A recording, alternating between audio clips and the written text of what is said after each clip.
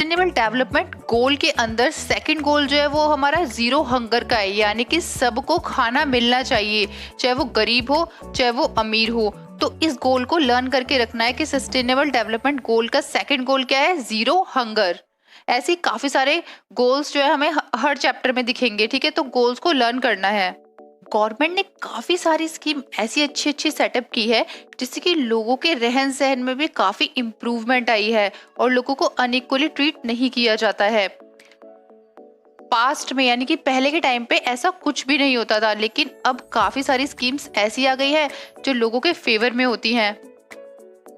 एक most important scheme यहाँ पे बताई गई है मिड डे मील स्कीम, और ये स्कीम सबसे पहले तमिलनाडु में स्टैब्लिश हुई थी, यानी कि इंट्रोड्यूस हुई थी 2001 में। इसकी वजह से काफी लोगों को, यानी कि काफी बच्चे जो स्कूल जाते हैं उनको खाना मिल पाता था। तो गवर्नमेंट ने अनाउंस किया था जितने भी छोटे बच्चे हैं ना जो स्कूल जाते हैं उनको स्कूल में ही खाना प्रोवाइड किया जाएगा। आपको ही लर्न करना है कि सबसे पहले कहाँ पर हुई थी स्कीम इंट्रोड्यूस, तमिलनाडु में, और ऐसे ही फिर धीरे धीरे करके और स्टेट में भी स्कीम इंट्रोड्यूस होने लग गई थी। इसके काफी पॉजिटिव इफेक्ट देखे गए थे क्योंकि बच्चों को टाइम से खाना मिलता था, तो इस वजह से उनकी जो अटेंडेंस थी वो भी काफी इम्प्रूव होती जा रही थी।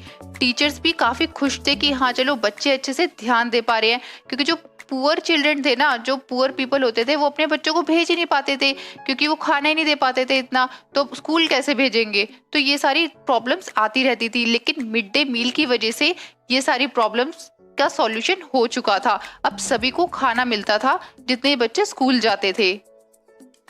अब इस प्रोग्राम की वजह से, मिड डे मील प्रोग्राम की वजह से, जो कास्ट में डिस्क्रिमिनेशन होता था वो भी खत्म होने लग गया, क्योंकि सब लोग इकट्ठे बैठ के खाते थे।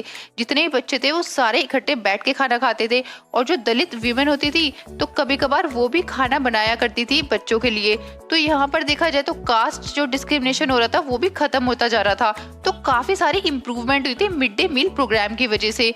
और यहाँ पे सबसे बड़ी इंप्रूवमेंट तो ये हुई थी कि जो बच्चे भूखे रहते थे, पुअर स्टूडेंट थे यानी कि गरीब बच्चे थे, वो भूखे रहते थे, उनके पास खाना नहीं था इतना, तो उन्हें स्कूल में अच्छे से खाना मिल जाया करता था, जिससे कि वो अच्छे से कंसंट्रेट कर पाते थे अपनी स्टडीज पे।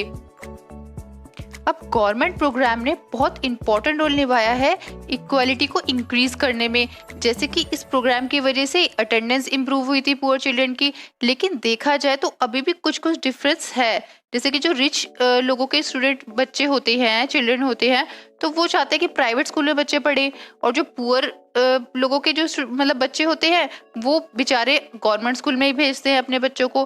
तो यहाँ पर भी देखा जाए तो थोड़ा बहुत अभी भी डिस्क्रिमिनेशन है, लेकिन धीरे धीरे करके ये सब चीजें इम्प्रूव होती जाएंगी। क्योंकि देखा जाए तो आज के टाइम पे भी जैसे ओम प्रकाश वाल्मीकि जी के साथ डिस्क्रिमिनेशन किया जाता था वैसे किया जाता है और बच्चों के साथ। तो ये चीज तो गलत है ना कि उनके सेल्फ रिस्पेक्ट के अगेंस्ट जा रही है सब चीजें। उनकी भी तो सेल्फ रिस्पेक्ट है, जबकि इतने सारे लॉज आ चुके हैं हमारी कंट्री में, तब सोचो ऐसा होता है। तो ये सब एटीट्यूड है ना धीरे धीरे करके चेंज होगा, क्योंकि लोग अवेयर नहीं है कि इतने सारे लॉज बन चुके हैं, तो हमें अच्छे से इक्वली ट्रीट करना चाहिए, तब भी लोग अनइक्वली ट्रीट कर रहे हैं। कास्ट, रिलीजन और इकोनॉमिक स्टेटस देखकर डिस्क्रिमिनेशन करते हैं, भेदभाव करते हैं। हम लोगों को भी ये बिलीव करना पड़ेगा कि हम सबको इक्वली ट्रीट करें और सबके साथ अच्छा व्यवहार करें। सबकी सेल्फ रिस्पेक्ट बहुत इंपॉर्टेंट होती है, तो ये एटीट्यूड चेंज करना पड़ेगा।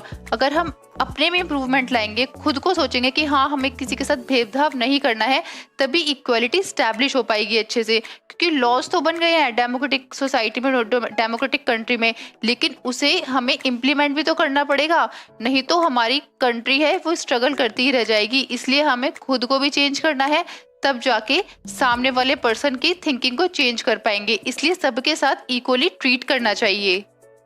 आप ये फोटो देख सकते हैं, BR अम्बेडकर की फोटो है। ये भी एक दलित फैमिली से बिलोंग करते थे। इन्होंने अपने काफी सारे व्यूज लिखे हुए हैं यहाँ पर कि सेल्फ रिस्पेक्ट बहुत ज्यादा जरूरी होती है हर किसी के लिए, और जो इंसान है उसको सबके साथ अच्छे से ट्रीट करना चाहिए।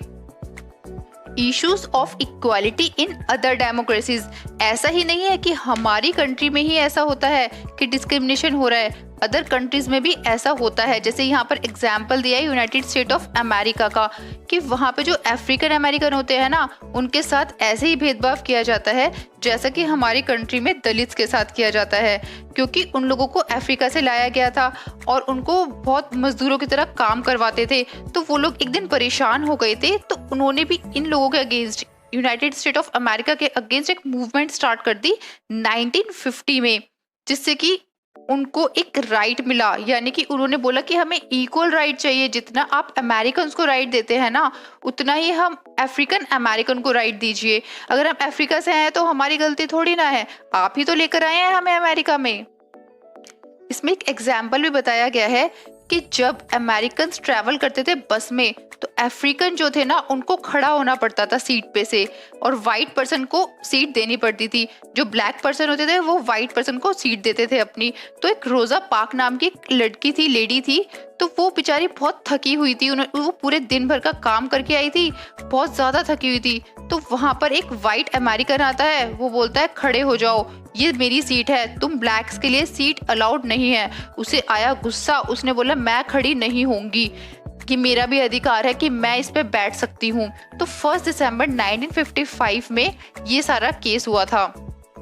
इस वजह से पूरे अमेरिका में मूवमेंट स्टार्ट हो गई, एगिटेशन हो गया, आंदोलन होने लग गया, और सारे जितने भी ब्लैक्स थे वो बोलने लग गए कि हमें भी राइट दो, हमें भी इक्वल राइट चाहिए। तो सिविल राइट मूवमेंट स्टार्ट हो गई थी अमेरिका में।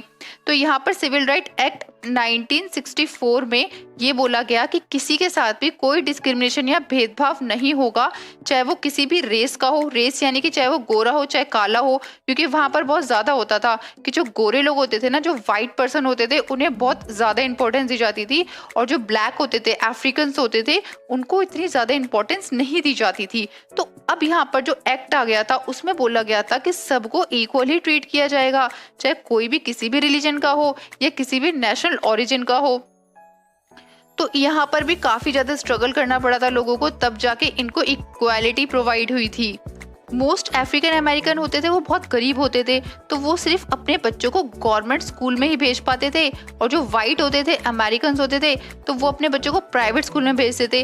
तो यहाँ पर ये भी डिस्क्रिमिनेशन चल रहा था। लेकिन इस एक्ट के बाद जो ब्लैक्स होते थे, यानी कि जो अफ्रीकन अमेरिकन होते थे, वो भी अपने बच्चों को प्राइवेट स्कूल में भेज सकते थे। उन्हें भी राइट था कि वो प्राइवेट स्कूल में अपने बच्चों को पढ़ा सकते हैं। Challenge of democracy. अब कोई भी कंट्री है ना, चाहे वो कितनी भी अच्छी डेमोक्रेटिक कंट्री हो, लेकिन वहाँ के लोगों की अगर थिंकिंग ही चेंज नहीं होगी तो वो कैसे सोसाइटी को चेंज करेंगे। तो ये बहुत बड़ा स्टेप होता है किसी भी कंट्री में इक्वालिटी एग्जिस्ट करने का, यानी कि लाने का, इंट्रोड्यूस करने का, क्योंकि काफ़ी सारे इश्यूज आते रहते हैं। किसी की डिग्निटी हर्ट हो रही है, किसी के साथ कुछ हो रहा है, किसी के साथ कुछ हो रहा है, तो इन सब चीज़ों को मेंटेन करना पड़ता है, इन सब चीज़ों का ध्यान रखना पड़ता है, तो ऐसे लॉज बनाने पड़ते हैं। तो इस चैप्टर में यही बताया गया है कि इक्वालिटी की कितनी ज़्यादा इंपॉर्टेंस होती है और इक्वालिटी से क्या क्या चीज़ें इफेक्ट करती हैं। आई होप आपको ये चैप्टर बहुत अच्छे से समझ आया होगा।